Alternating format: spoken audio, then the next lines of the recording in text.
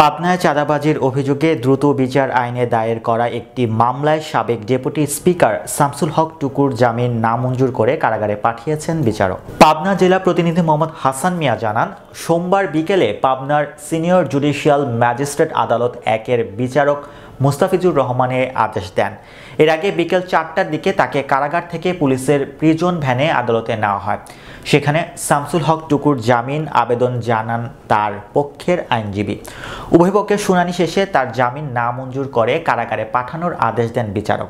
বেড়া পৌরসভার বিশালিখা মহল্লার ব্যবসায়ী মির্জা মেহেদি হাসান বাদী হয়ে গত বছরের 1 নভেম্বর পাবনার আদালতে দ্রুত বিচার আইনে একটি মামলা দায়ের করেন।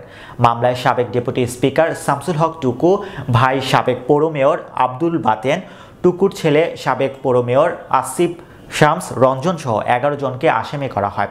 মামলার এজাহারে বলা হয়েছে 2014 সালের 6 মে অভিযুক্ত সাবেক ডেপুটি স্পিকার শামসুল হক টুকু সহ অন্যরা ব্যবসায়ী মির্জা মেহেদি হাসানের মার্কেট জমি দখল সহ চাঁদাবাজি করেছিলেন। এছাড়া পট পরিবর্তনের পরে গত বছরের 10 ও 12 সেপ্টেম্বর টুকুর দোসররা একইভাবে চাঁদাবাজি সহ ওই জমিতে যেতে দেননি। আদালত মামলাটি আমলে নিয়ে বেড়া থানাকে তদন্তের নির্দেশ দেন। তদন্ত শেষে 11 জনকে অভিযুক্ত করে গত বছরের 24 নভেম্বর আদালতে চার্জশিট দাখিল করেন মামলার তদন্তকারী কর্মকর্তা।